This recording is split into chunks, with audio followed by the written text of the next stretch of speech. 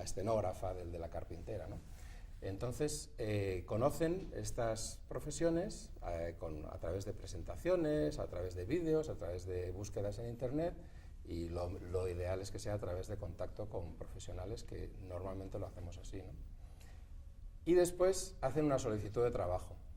Entonces, tienen que solicitar 3 trabajos que querrían hacer. Y luego es la maestra o el maestro el que les adjudica. Y la emoción de la ceremonia de entrega de trabajos, todos los maestros coinciden. Es uno de los días más bonitos del curso.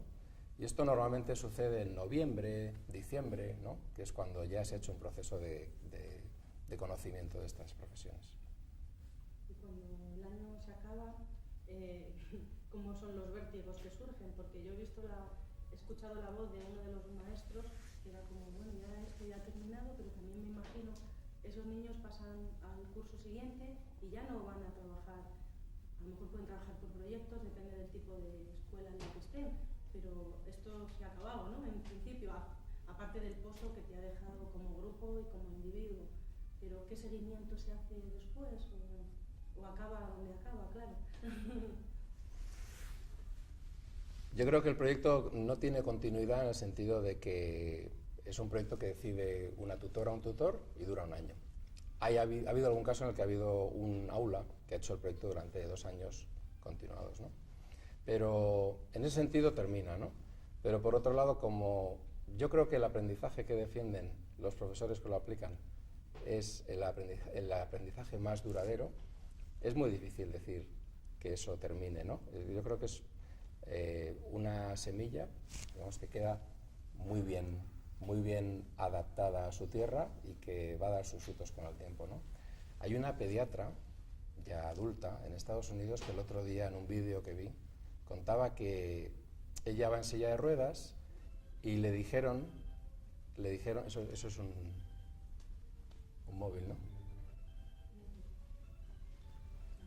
Eso no es nuestro. No lo tengo aquí, dice. Es de uno de los muchos que lo dejan en la trina.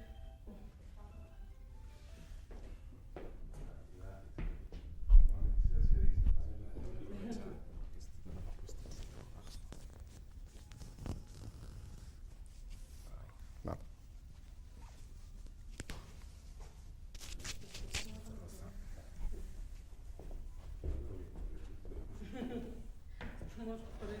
Estamos absorbiendo bien.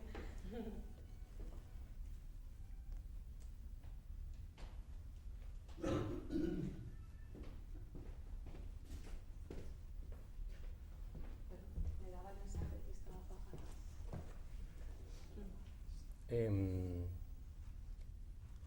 ¿Qué te viene bien? ¿Que responda entero o que continúo, no? Lo que te venga mejor a ti para hilar.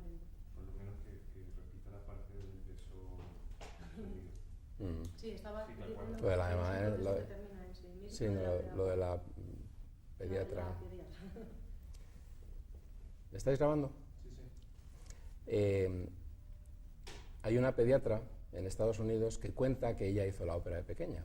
Y ella llegó a ser pediatra en silla de ruedas y siempre le decían, es muy interesante que quieras ser pediatra y desde luego tienes todo el derecho a intentarlo, pero ¿crees que va a ser posible? Porque una pediatra en silla de ruedas a lo mejor es difícil, ¿no? Y ella dice, es como la ópera. Yo era incapaz, me creía incapaz de salir a un escenario y de que aquello saliera tal como nos salió cuando la hicimos, ¿no? Y a mí aquello me dio una idea de que eran posibles cosas que parecían imposibles. Y si ese aprendizaje no es duradero, yo no puedo pensar en un aprendizaje más significativo que ese, ¿no? Una de mis preguntas iba un poco hilando eso, que claro que obviamente la forma de trabajo del maestro tiene que cambiar, pero también su filosofía de trabajo y su forma de entender la vida, por lo menos en el ámbito educativo, obviamente tiene que cambiar, se transforma, ¿no? Yo creo que el proyecto transforma a la maestra y al maestro, pero también hay que decir que la maestra transforma el proyecto. Es decir, cuando alguien se acerca a esta metodología, ya tiene unos antecedentes, ya tiene una experiencia, ya ha hecho un trabajo que muy probablemente va en esta dirección, y lo que ha hecho es decir, esto es lo que yo estaba buscando, ¿no? Es decir, que yo noto que el valor del proyecto principalmente viene de las opciones, digamos, de las elecciones que toman las maestras y los maestros. Eso es, digamos, que un ingrediente totalmente fundamental. Pues acabas de contar, yo creo que es una evaluación perfecta de los resultados del proceso. Pero ¿están establecidos unos procedimientos de evaluación? Yo creo que una de las asignaturas pendientes, digamos, como red de docentes y como proyecto de apoyo a una metodología, es esa precisamente. Nosotros no tenemos herramientas, hasta ahora no hemos hecho una evaluación valiéndonos de la cantidad de experiencias que hay, ¿no? Lo que sí que hay es experiencias concretas de aula en las que se han aplicado distintos sistemas de evaluación, ¿no? Porque efectivamente este es uno de los problemas que se plantean en los centros educativos, ¿no? Decir, vale, esto creemos claramente en ello, estamos viendo resultados, pero nos gustaría tener instrumentos de evaluación que nos permitieran mostrarlo al exterior para decir, este es el aprendizaje que se está produciendo, ¿no? Yo creo que individualmente sí se están dando casos, pero yo creo que nuestra asignatura pendiente y nuestro próximo paso va en esa dirección, que es fomentar una metodología de evaluación de este trabajo que necesariamente tiene que ser distinta de la del trabajo de otras metodologías, ¿no? Y ya no tanto a lo mejor en la evaluación, que es verdad que es necesaria, en la valoración, igual que hemos visto en el vídeo que en el aula se reúnen los padres y los hijos recriminan ciertas actitudes de los padres porque no están del todo convencidos, en la valoración posterior o a lo largo del proceso se unen en la misma mesa los que están implicados en ello, es decir, se hace una valoración tanto de instituciones como el propio colegio con el Teatro Real, o eso se hace solo segmentando cada uno por su...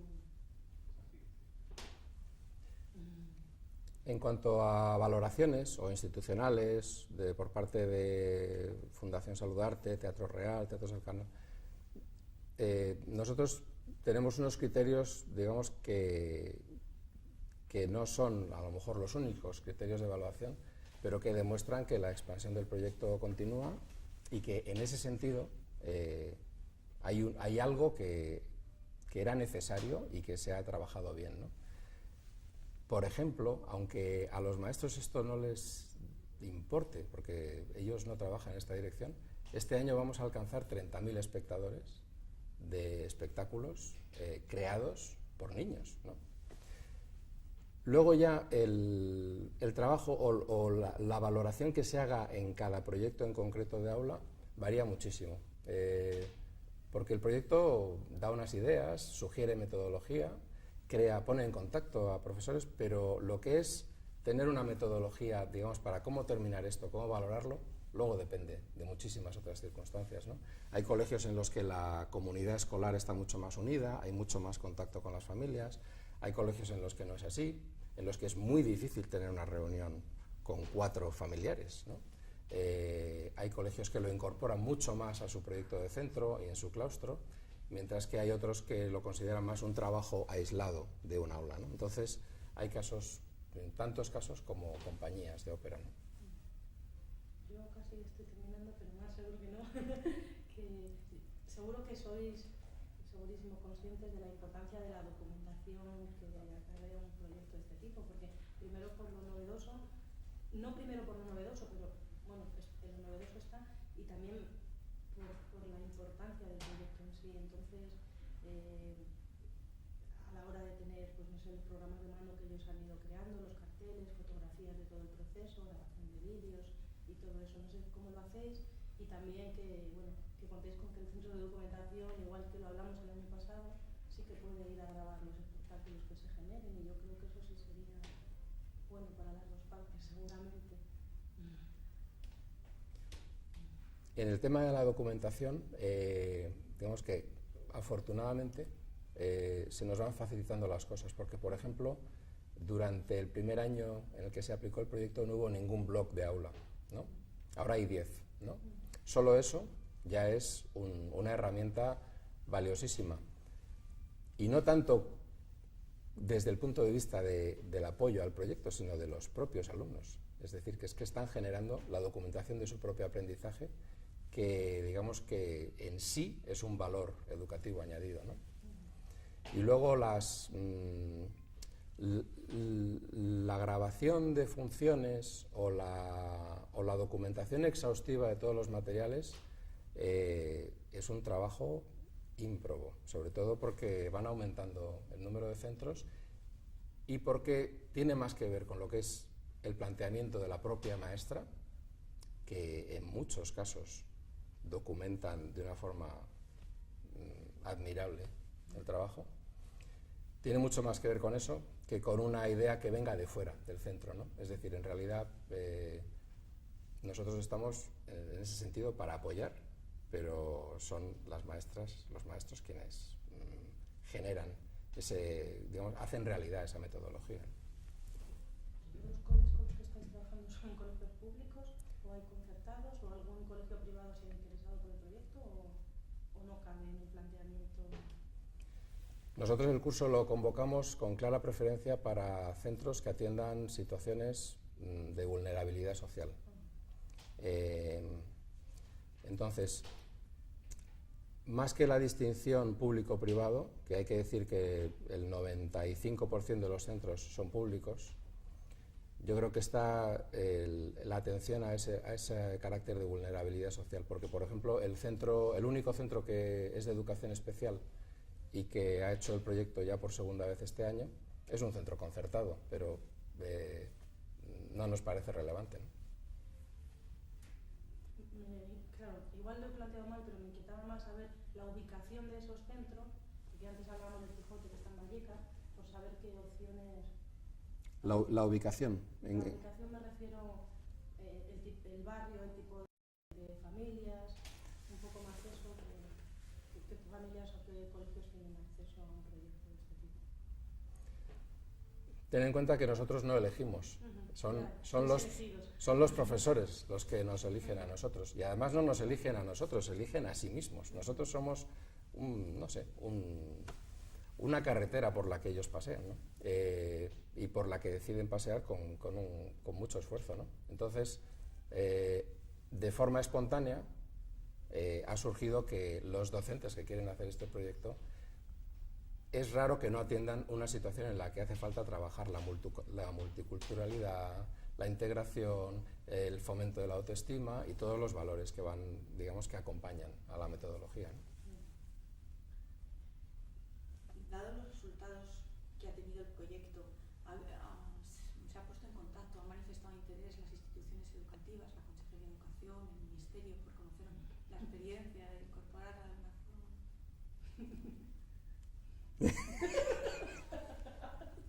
Ahora es cuando tengo que pasar la página.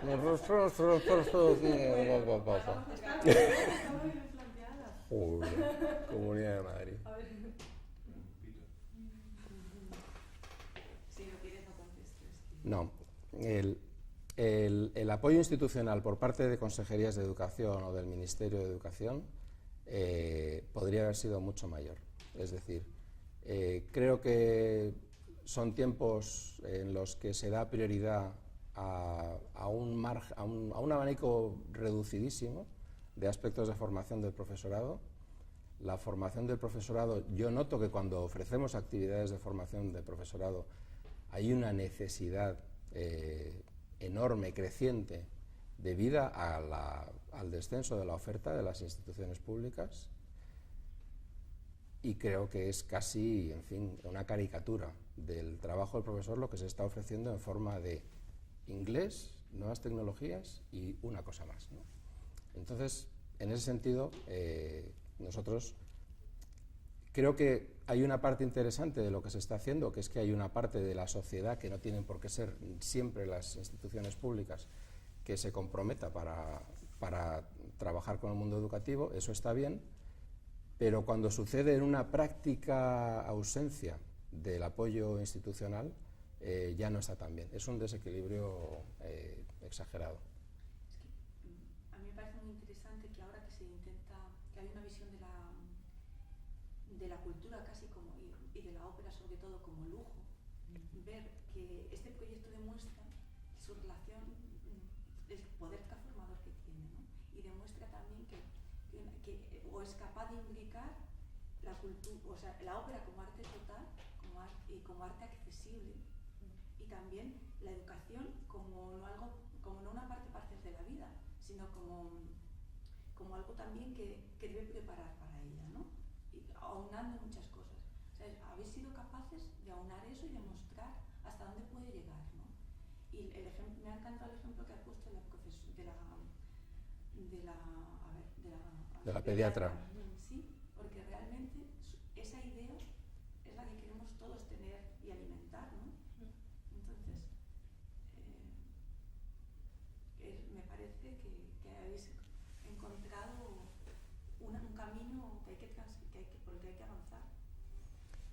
Yo creo que la educación es una cosa muy grande y que ahora mismo son tiempos en los que se quiere reducir a algunos de sus componentes, a muy pocos de sus componentes, perdiendo de vista incluso aspectos que la propia ley de educación decía favorecer. Es decir, las competencias básicas, por ejemplo, serían un buen cauce por el que defender el avance de este proyecto, ¿no? Y cuando un proyecto, una metodología de trabajo, no en concreto el nuestro, sino la metodología de trabajar por proyectos, ¿no?